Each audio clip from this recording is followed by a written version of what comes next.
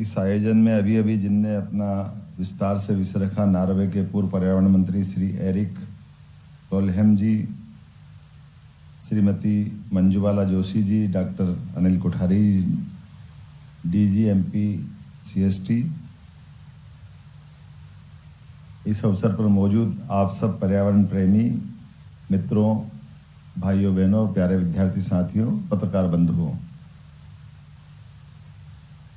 बदलते दौर में खास करके वर्तमान के इस समय में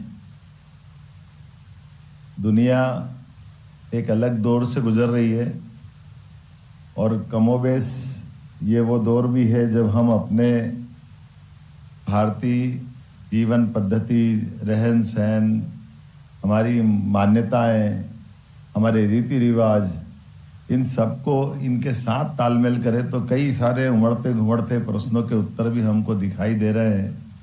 और कई बार इससे जब दुनिया हमसे कहती कि आप जरा ये करो तो हम उनकी तरफ भी देखते हैं और अपनी तरफ भी देखते हैं। इसके लिए किसी शायर ने कोई शेर अच्छा कहा है, धूल चेहरे पे लगी थी और ये आईना साफ करवा रहे। मूल रूप से हमारे अपने जीवन पद्धति में कदम कदम पर आदिकाल से हमारे ऋषि मुनियों ने हमारी जीवन शैली इतनी अच्छे से विकसित की है कि हम सदैव परमात्मा से, प्रकृति से अपने आप को जोड़ के ही चलते हैं। इसलिए वेद वाक्य में कहा गया है यत पिंडे तत् ब्रह्मांडे, जैसा हमारा पिंड है वही ब्रह्मांड है, दोनों में कोई अंतर नहीं। और पर्यावरण की बात कर रहे हैं, बीच में मैं खड़ा हो गया, मुझे जाने के लिए थोड़ा ये पर्यावरण से इतर भी बात कर ले, लेकिन राजनीतिक पर्यावरण की बात है। माननीय प्रधानमंत्री जी सही कहते हैं कि एक देश तो एक चुनाव होना चाहिए। जब बीच बीच में होते तो कई व्यवस्था डिस्टर्ब होती है। मुझे झारखंड जाना है इसलिए जल्दी खड़ा हो गया हूँ। मैंने कहा मेरे को ये कार्यक्रम में पूरे रहने की इच्छा थी, लेकिन माफ़ी चाहते हुए कि झारखंड में नॉमिनेशन फॉर्म जमा कराना है और एक जगह नहीं 2 जगह जमा कराना है, तो पर्यावरण की चिंता करना और राजनीतिक पर्यावरण की चिंता मेरी मजबूरी है। इसलिए दोनों में समान रूप से मुझे ध्यान रखना है। हम सब एक ऐसे वैश्विक गंभीर विषय के लिए बैठे हैं जिनकी महत्ता जगजाहिर है। जैसे मैंने कहा है कि यत पिंडे तत् ब्रह्मांडे में क्या कहूँ, वेद वाक्य है। हम अपने शरीर के रोम रोम से इसी प्रकार से जोड़ते हैं। इसलिए हमारे जीवन शैली में भी अभी हमको गुलदस्ते दिए, स्वागत किया तो तुलसी का पौधा दे करके दिया है। ये हमारा एहसास कराता है। और हमारे यहाँ तो भोजन में भी भगवान को भोग लगेगा तो बिना भगवान गणेश जी से आगे बढ़ो तो माता जी के पास जाओ, माता जी के पास उनका शेर क्या है, उनका अपना सवारी क्या है, उनका तालमेल भी हमको दिखता है। कार्तिक सवारी क्या है, उनका तालमेल भी हमको दिखता है। कार्तिकेय के पास जाओ तो कार्तिका का वाहन मोर है। अब ये आप एक दूसरे के इनके साथ तालमेल कैसे बिठाते होंगे। महादेव के पास जाओ तो उनके लिए सर्प बैठे। अब सर्प का दुश्मन मोर भी है, शेर भी है, मूसक भी है। ये पूरी अपने आप में, इससे बड़ा पर्यावरण की संतुलन का कौन सा उदाहरण है।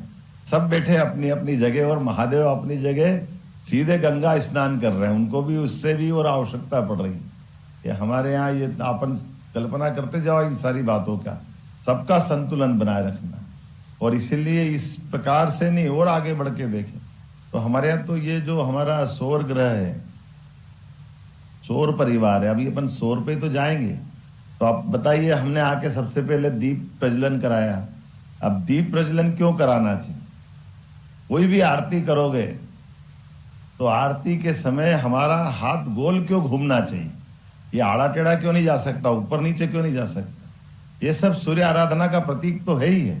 हमारे लिए उससे जुड़ा हुआ क्या पक्ष। दिवाली तो रोज मनाते हैं, इसी प्रकार से जोड़ के मनाते हैं कि हमारा जीवन तो बगैर सूर्य ऊर्जा के संभव नहीं। अब आप उसका परसेंटेज जोड़ते रहो, हम तो उस बात में भी आगे आ ही जाते हैं। अभी मैं परसेंटेज देख रहा था, ध्यान में आया कि ये बात सही है कि हमारे देश में और प्रदेश में अब गीगावाट, मेगावाट और इतना उतना ये आप कहोगे, मान सकते हैं, लेकिन ये पर्यावरण से छेड़छाड़ भी की किसने। और अभी हम बचाने के लिए भी कौन आ रहा है? सबसे बड़ी संभावना भी तो हमारे ही पास है। हमारी जीवन शैली भी उसी प्रकार से, हमारा खान पान भी उसी प्रकार से, हमारे यहाँ जल की शुद्धता के लिए भी त्रिनाथ परंपरा में, हमारे यहाँ वैष्णव परंपरा में तो केवल एक शुद्ध वस्त्र में, वो भी गीला है, तो भोग बनेगा, भोजन बनेगा। उसके अलावा उनको दूसरे को हाथ लगाने से भी तो हम कहाँ हमारी जीवन शैली में इसका अंतर करें।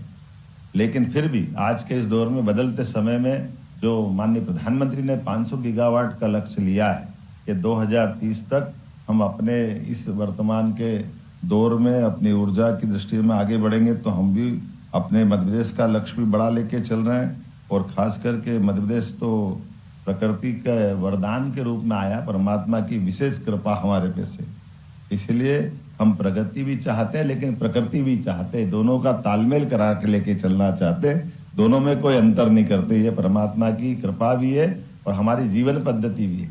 और भोपाल, और ये तो न्यागर में बात कर रहा तो और आनंद आता है। अभी थोड़े दिन की बात है, रातापानी ज्यादा दूर नहीं है, टाइगर अभयारण्य में है। यहाँ दिन में जिन सड़कों पे मनुष्य घूम रहे, रात में शेर भी घूमते हैं। तुम भी जियो, हम भी जीने दो, हम जियो और जीने दो का इससे बड़ा उदाहरण कहाँ रहेगा। हमारे अपने इस प्रकार के वातावरण में जीने की जो जीवन शैली आई है, ये हमारे लिए कदम कदम पर उसी प्रकार से ले जाती है जिसके कारण से हम दुनिया में जाने जाते हैं। इसलिए प्रकृति प्रेमी, परमात्मा प्रेमी, मानवता प्रेमी और आज के इस बदलते युग में भारत अपनी जवाबदारी को यशस्वी प्रधानमंत्री के नेतृत्व में, अभी हम रोज टीवी खोलो समाचार देखता है, कहीं रूस यूक्रेन का भी इतना रोज बम फूट रहे कि धीरे धीरे समाचार वालों ने ही उसको एक तरफ कर दिया कि अब ये ऐसी हो गई जैसे सामान्य बात हो रही है।